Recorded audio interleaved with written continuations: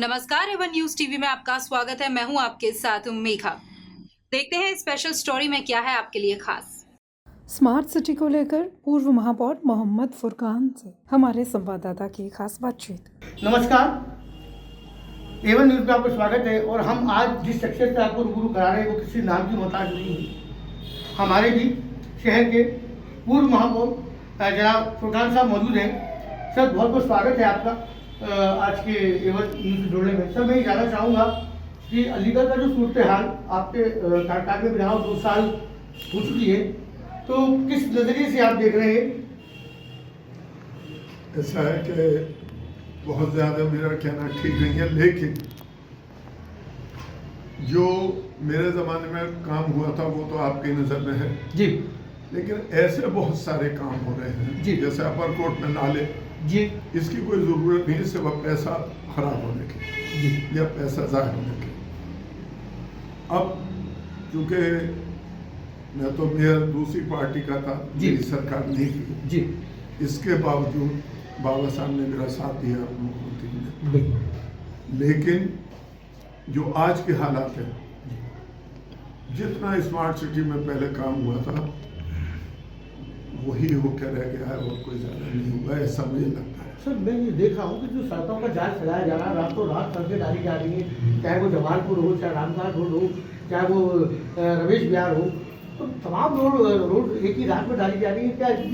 क्या ये जल्दबाजी वाला फैसला नहीं है कुछ? अब ये उससे जाम भी लग रहा है सर, बाहर बहुत बस से बदतर है रामगढ़ रोड। नगर आयुक्त साहब और मेयर साहब को मिलकर सोचना चाहिए कौन सी सड़क जरूरी है और कहाँ जरूरी है। और रात रात में काम होता है तो वो कोई अच्छा नहीं होता जी। सर, जाम के हालात पैदा हो रहे हैं सर। आप जोधपुर से नहीं निकल सकते, आप रामगढ़ रोड से नहीं निकल सकते।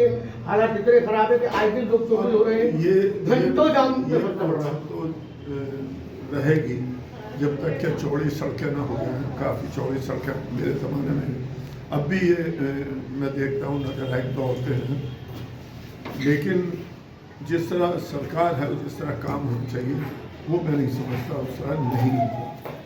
सर, स्मार्ट सिटी की बात यहाँ तक की जा रही है, स्मार्ट सिटी की बात करी जा रही है, लेकिन हालात यहाँ के आपसे भी छुपे हुए हैं, यहाँ के आवाम से भी छुपे हुए हैं। तो कहाँ स्मार्ट सिटी आपको लग रहा है, कहाँ स्मार्ट होते आ रहे हैं? जहाँ पर तमाम गंदगी के ढेर, कूड़े के ढेर, नाले बहुत ज़्यादा ये ठीक नहीं है। लोग ये कहेंगे साहब ये तो हम कर रहे थे इसलिए ये कर रहे हैं।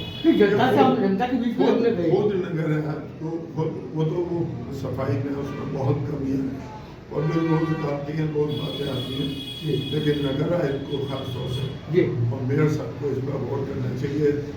पोस्टें आती हैं जाती हैं, अधिकारी आते हैं जाते हैं जी। और इसमें देख सकते हैं बोर्ड की मीटिंग तक नहीं हो पा रही। हाँ, अभी हाल ही में बोर्ड की मीटिंग थी, लेकिन उसमें लोग नहीं नहीं बोर्ड की मीटिंग नहीं, कार्यकारी नहीं होती। कानूनी तौर पे बोर्ड की मीटिंग को इनको सबको होना चाहिए। ये नगर आयुक्त की भी जिम्मेदारी है, मेयर की भी जिम्मेदारी है, दोनों की और जिम्मेदारी। सरकार की भी जिम्मेदारी है। कहीं नहीं हो रही तो उसको सर, नहीं हो रही तो इसके बीच का कम्युनिकेशन गैप देख रहे हैं क्या? कॉन्स्टिट्यूशन के तहत नहीं हो रही, उसके विरोध में बिल्कुल होनी चाहिए। पार्षद अपनी बात रखते हैं, पार्षद अपनी बातों को रखे हल निकालते हैं और कहाँ जरूरी है उस पर चर्चा होती है। किसी चीज़ की चर्चा नहीं होगी तो काम कैसे होगा? सर, किसी शहर का स्मार्ट होना किस बात पर निर्भर करता है कि वो क्योंकि एक कैटेगरी में नहीं आता है? ऐसा है कि एक बात बता दें, स्मार्ट सिटी का मतलब लोग ये समझते हैं कि पूरा शहर स्मार्ट। जी। यहाँ 17 वार्डों को टच किया है स्मार्ट सिटी से। जी। सिर्फ 17 वार्डों 17 वार्ड स्मार्ट किया स्मार्ट सिटी पूरा शहर नहीं है, इसमें 17 वार्डों को टच किया है।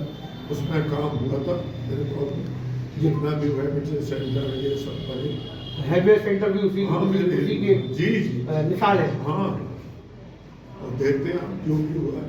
लेकिन आज तो इतना बजट है, पहले 500 करोड़ रुपये 600 करोड़ रुपये, आज 1400-1500 करोड़ रुपये। मुझे नहीं समझता कैसे अब तक जो बजट जारी हो चुका है सर?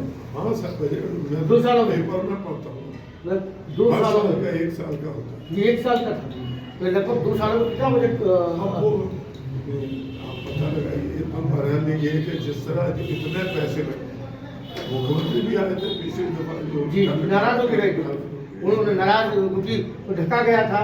तो उस शहर को मेयर साहब की मेरे छोटे भाई हैं और नगर आयुक्त की दोनों की जिम्मेदारी है कि जितना अच्छा नगर में तालमेल से चलेगा। काम मैंने अपने वहाँ काम नहीं सर, मैं एक बात कहना चाह रहा हूँ, शहर के हालात कभी बिगड़ जाते हैं। अभी हाल में मैंने देखा था ये डेलीगेट में तो मस्जिद के डेलीगेट जो करीम नाला करवाया जा रहा था या जो भी है, वो नहीं, मेरी बात हुई नगर आयुक्त साहब से जी और बेचारों ने बड़ा सहयोग दिया।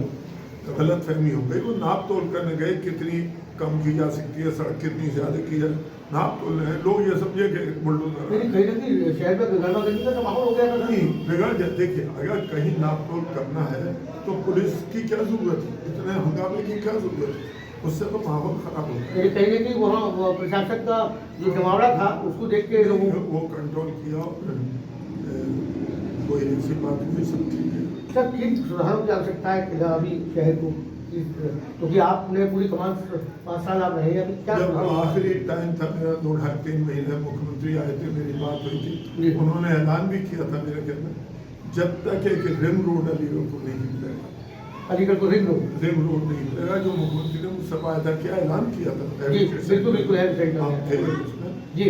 उन्होंने कहा हम दे रहे हैं। और एक जल भराव पानी का जो है, जी ये 2 चीज़ें ऐसी हैं जो मुख्यमंत्री ने हमसे ऐलान किया था पैसा लेकर, लेकिन जो टाइम खत्म हो गया। जी। ये 2 चीज़ें हो जाएंगी, अलीगढ़ 90% सही है ये दोनों ड्रेनेज सिस्टम यहाँ का सही हो जाए और एक रिंग रोड मिल जाए।